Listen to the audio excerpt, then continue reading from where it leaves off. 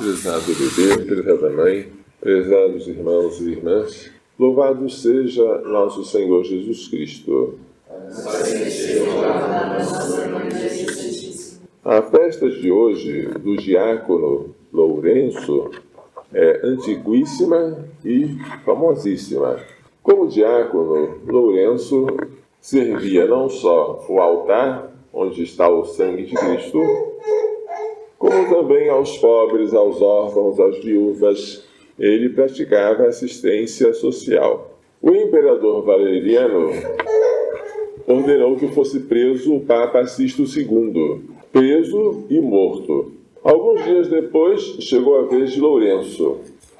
Como ele era diácono, e o diácono era como que um ecônomo, o imperador queria que ele entregasse todos os tesouros da igreja.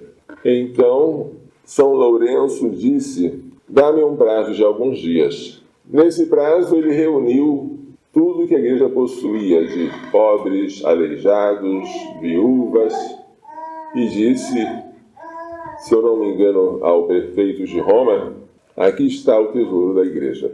Esta palavra causou irritação. Queres brincar com o imperador? Terás o teu castigo.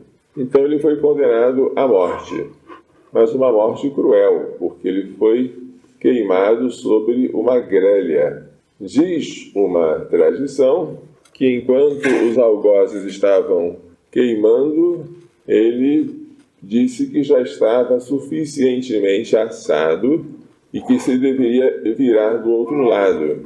E assim São Lourenço, diácono e mártir, se tornou célebre, primeiro pela sua fidelidade a Deus e à Igreja, como clérigo. Segundo, pela sua caridade, porque ele morreu de fogo em todos os sentidos. O fogo que assou o seu corpo, mas também o fogo da caridade. E além disso, uma lição que nós temos que tirar de São Lourenço é da alegria. Deus ama quem dá com alegria, diz a primeira leitura, em que São Paulo está organizando uma coleta para os pobres de Jerusalém. Cada um deu o que ditou o seu coração, mas sem pesar nem constrangimento, pois Deus ama quem dá com alegria. E foi o que São Lourenço fez. Ele se doou com alegria, como uma vítima, depois de ter doado tanto, de ter se doado tanto aos pobres, aos fracos da igreja em que ele servia como diácono. O Salmo 111 canta a felicidade do homem caridoso e prestativo. Permanece para sempre o bem que fez. Sua lembrança permanece para sempre. Ele reparte com os pobres os seus bens. Permanece para sempre o bem que fez. O Evangelho, tirado de São João, fala da analogia da semente. Se o grão de trigo caindo na terra não morrer, permanece só. Ele não deixa de ser nada mais do que um grão de trigo. Mas quando ele morre, quando a sua semente serve de alimento para a planta que está germinando, porque a semente é cheia de amido, e a planta tem que se alimentar deste amido enquanto ela não pode produzir seu próprio alimento pela fotossíntese, que exige a presença de folhas, que a semente não tem. Se o grão de trigo não morrer, para que a planta cresça e depois possa sintetizar seu próprio alimento, ele fica só. Mas se ele morrer, aí a planta cresce e dá muito fruto, enche-se de espigas de trigo para a alegria do agricultor. Assim também, Jesus iria morrer como um grão de trigo, seria enterrado, leia-se, sepultado, e ressuscitando ao terceiro dia, iria distribuir para nós os frutos do seu sacrifício. E o que ele fez, quer que nós façamos também. Somos discípulos dele e imitemos o Mestre. Quem se apega à própria vida, perde-a.